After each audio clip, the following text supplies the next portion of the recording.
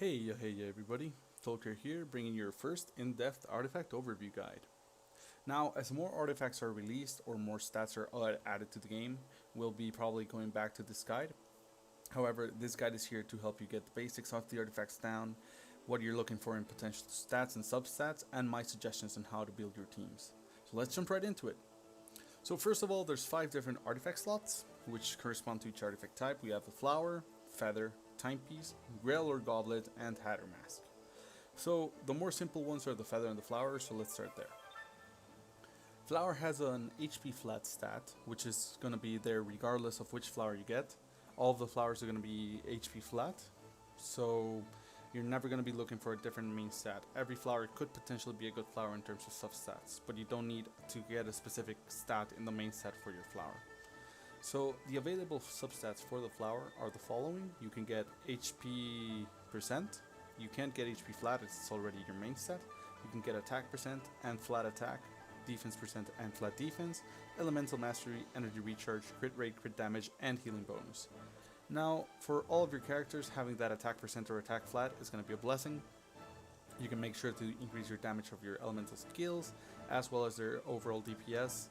So having attack there is always going to be good. As for characters that make sure to use their elemental reactions more often, so if you're going to be having a character, for example, like Lisa there to trigger your elemental reactions, or you're going to be having your Venti who's just going to be using his first skill and his burst to be causing swirl effects, for those characters you want to make sure to get their elemental mastery and energy recharge as subsets for the flower. Now, if you're building your main DPS or the guy who's going to be duking it out with their sword or heavy sword, you want to be searching for crit rate and crit damage as you go. Now, what a perfect flower for a DPS would look like would have stats like attack percent, crit rate, crit damage, and flat attack. And if you're looking more for an elemental support, you'll be looking more towards attack percent, elemental mastery, energy recharge, and flat attack.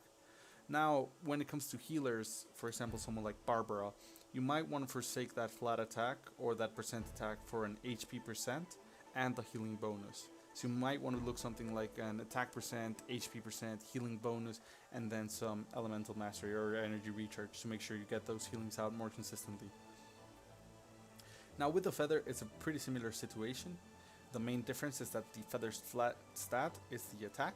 So the feather is going to be there to make sure that you can deal consistent damage to mobs in the world. If you're finding yourself to have failing damage, make sure to upgrade your feather first. And if you're having trouble surviving, make sure to upgrade your flower first. Now, as the attack flat is the main stat of the feather, you're not going to be having attack flat as a potential subset, which changes a bit what we're looking for in terms of our build. Now for your main DPS, you're looking for crit rate, crit damage, and attack percent as your main stats for the flower. As your main stats for the flower. Having elemental mastery or energy recharge can be worthwhile, especially considering what type of character they are. If they're a character who uses their elemental burst often, you're going to be looking for energy recharge there. If you're using a mage as your main DPS, then elemental mastery will be worthwhile, since triggering elemental reactions with any type of things within the overworld and such is definitely going to increase your damage output. Now, for an elemental support character, which is the guy you throw in, use your elemental skill and then your elemental burst, just to make sure to get those reactions going, you're going to be looking for elemental mastery, energy recharge, attack percent, and then for a final stat, crit rate. Now think of your 4th slot more of a flexible stat for the feather, since attack flat is already going to be there. If you're looking for a healer, you're going to be looking for attack percent, healing bonus, and HP percent, where you can get HP flat if it's someone like Barbara, or defense percent and defense flat if it's someone like Noelle. But those final stats are more flexible depending on which character you're using, so try to keep an open mind there. Now we're going to be moving along with the more trickier ones of the artifacts, namely the timepiece, goblet or grail, and the face or mask. Now, they are a bit trickier because their main stat can be one of 4 options. You can have HP percent, defense percent, attack percent, or energy or elemental mastery for any of these 4. The timepiece have a specific energy recharge stat that they can have as their main stat. They are the only artifact that can have energy recharge as their main stat. If you're looking to build your main DPS, you most likely want to build attack percent here, looking for crit rate, crit damage, and flat attack as substats, hopefully getting some energy recharge as your 4th stat, or Elemental Mastery, depending on how you're building your specific DPS. Now, if you're looking to build a support elemental unit here, you're probably going to be looking for Elemental Mastery for that main stat. And if not Elemental Mastery, then you're probably going to be looking for your attack percent, and in very rare cases, you're going to be looking for energy recharge. Now, as for the substats for this elemental support reaction unit, you're going to be looking for the same stats that you want in your main stat that you're not getting. So if you're going to be building an elemental mastery main stat, you want attack percent and energy recharge as your secondary stat.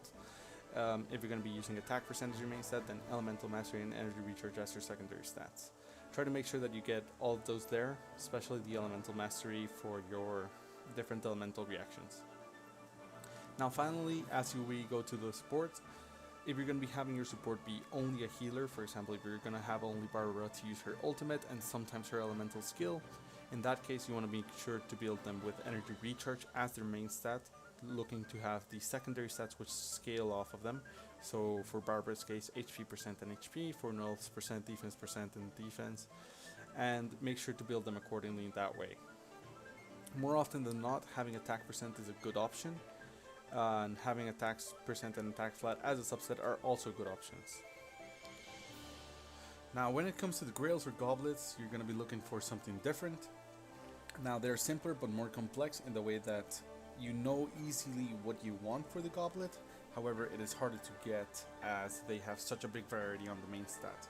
So goblets can provide you the same attack, defense, HP percent, and the elemental mastery for the main stat as the timepiece or the mask.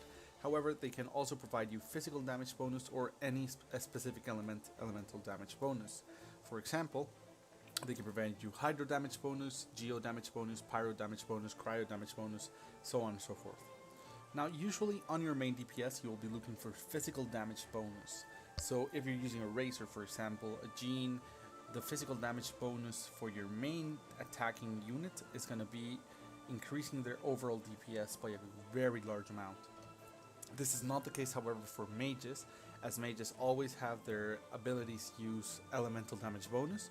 So if you have someone like Mona or Barbara, which are hydro mages, you definitely want to have your hydro elemental damage bonus on your grail or goblet slot.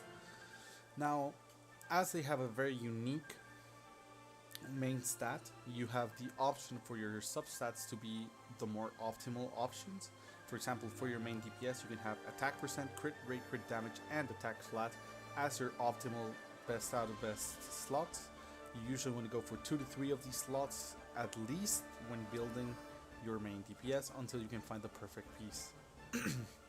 Now for your support units with elemental mastery, you once again want to get the element damage of your choice. So if you're going to be having a Venti for a support unit or a Sucrose, you definitely want to get that Anemo damage bonus for the grail slot.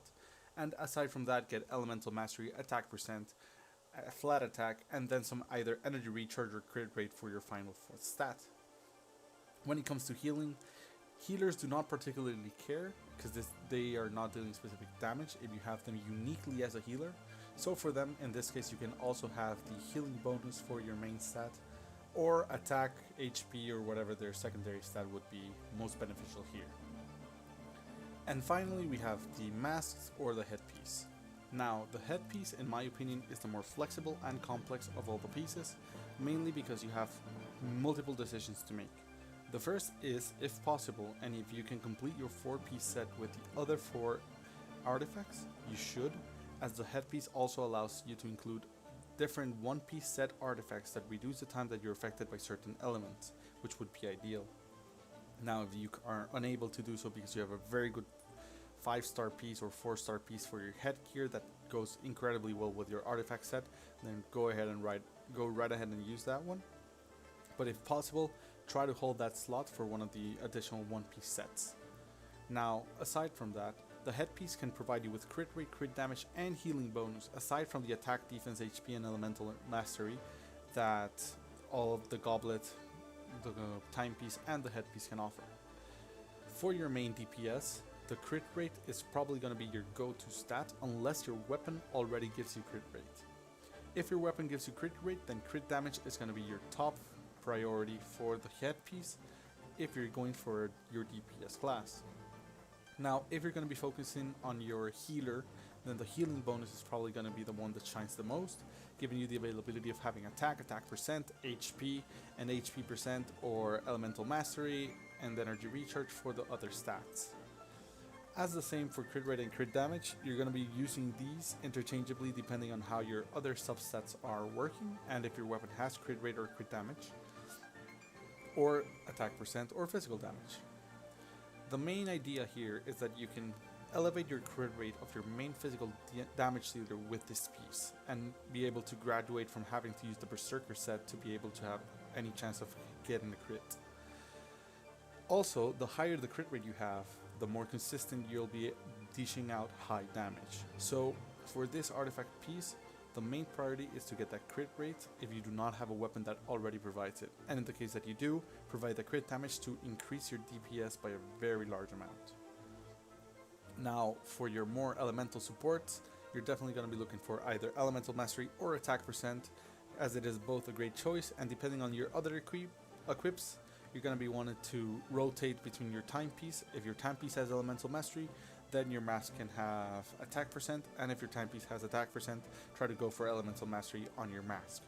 Now, this is only for the support units triggering the elemental reactions. If you're going to be having your healer, then healing bonus is the way to go, and for DPS, crit rate, crit damage is going to be your priority. Now, this concludes our in-depth artifact overview guide. Make sure to leave a like and subscribe if you enjoyed this for more content and guides which are coming right up. Hit the bell for notifications on my newest uploads, and I'll see you guys in the next one.